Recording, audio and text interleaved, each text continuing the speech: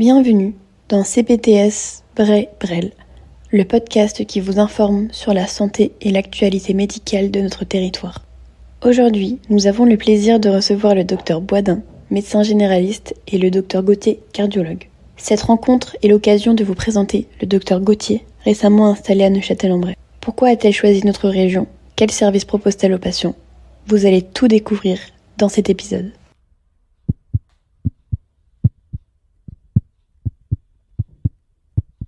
Bonjour Dr Gauthier, bienvenue dans le pays de Bray. Merci. Est-ce que vous pouvez nous parler brièvement de votre parcours, peut-être avant d'être arrivé ici? Oui. Bien, j'étais cardiologue libéral sur Ménil-Esnard depuis 25 ans presque. Et puis, le temps passant, envie un peu de changer. Le problème de Neufchâtel-en-Bray dont on parle depuis toujours, quand j'étais interne, on se posait la question de la possibilité d'un cardiologue à Neufchâtel-en-Bray et ça n'a jamais été résolu. Voilà, j'habite sur le nord de Rouen. Donc ça se fait bien de venir à Neufchâtel. Pour moi, c'est très facile. La voie rapide, 30 minutes porte à porte, tout va bien. Ouais. Super. Voilà. Et alors, vous travaillez quand? Quel jour Alors, je travaille ici le lundi, le mardi, un mardi sur deux. Le mercredi, je suis à la Clinique de l'Europe et je travaille ici le jeudi et le vendredi. Et donc, un mardi sur deux, je travaille ici toute la journée et un mardi sur deux, je fais des épreuves d'effort le matin à la Clinique Saint-Hilaire. Je suis là 4 jours sur 5, une semaine sur 2. C'est génial, quelle chance, Voilà. Et par rapport au délai de rendez-vous, là, j'imagine ça s'est rempli tout de suite, ça devait être... Ça s'est rempli assez rapidement. Là, les délais de rendez-vous sont fin mars. Courant mars, fin mars. D'accord, donc on a un peu plus d'un mois. Oui, un peu plus d'un mois. Ok, donc pour l'instant ça va encore en fait. Ça va, on arrive à gérer les flux. Ouais. Ok, et alors est-ce qu'on peut avoir un rendez-vous le jour, en urgence ou un avis en urgence possible? Voilà. Donc j'ai sur les 4 jours où je suis là, en fait, je garde tous les jours un créneau de 30 minutes qui est voué à recevoir des urgences. Que je ne bloque pas volontairement, quitte à faire de la paperasse si la veille il n'est pas rempli. C'est top. Voilà. Et donc pour ça, il suffit de m'appeler ou de me contacter par la messagerie sécurisée pour les collègues ou de m'appeler par téléphone. Les secrétaires donnent mon numéro de téléphone mobile.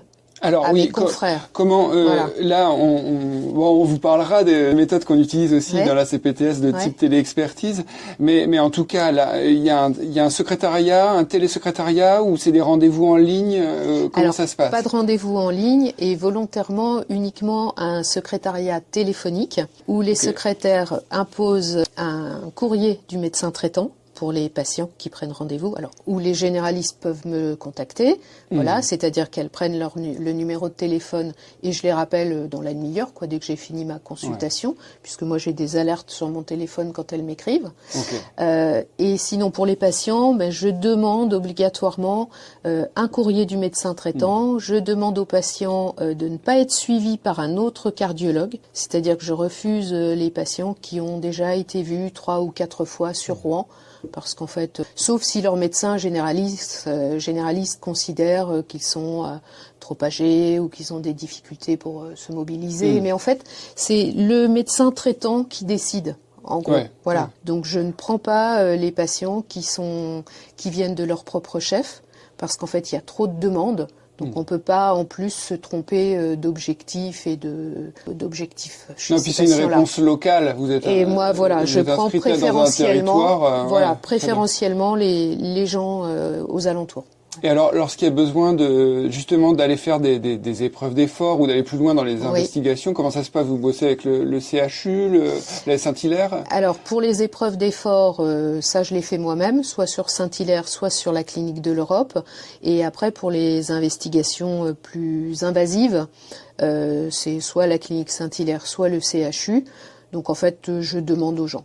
Je propose aux gens les deux centres, sachant que moi je travaille sans difficulté avec l'un ou l'autre. Donc les patients choisissent, en fait. Je laisse choisir les patients. Tiens, je sors un petit peu du sujet pour poser une question qu'on est beaucoup de généralistes à se poser là. Il s'agit du coroscanner. On a des résultats de coroscanner des fois qui n'ont pas forcément été prescrits par nous ou qui ont été interprétés au cours d'un scanner thoracique normal. Et puis le radiologue nous lance comme ça un résultat.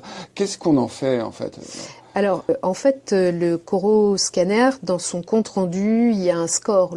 Oui, le score CADRATS. Et en fonction du résultat de ce score, on pousse ou pas les investigations.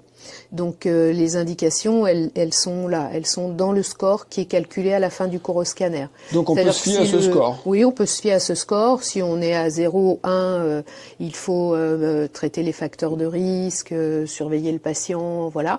Et au-delà, il faut adresser le patient vers une consultation spécialisée, voire même directement en milieu hospitalier sur les scores élevés. Donc ça peut être un motif en tout cas d'adressage. Oui, du patient. Oui. D'accord.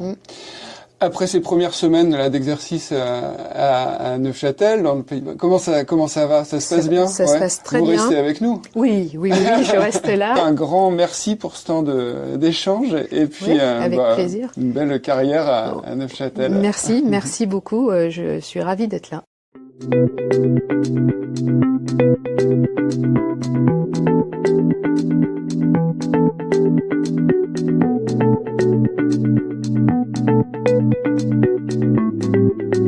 C'était la CPTS Braille-Brel pour notre épisode 2.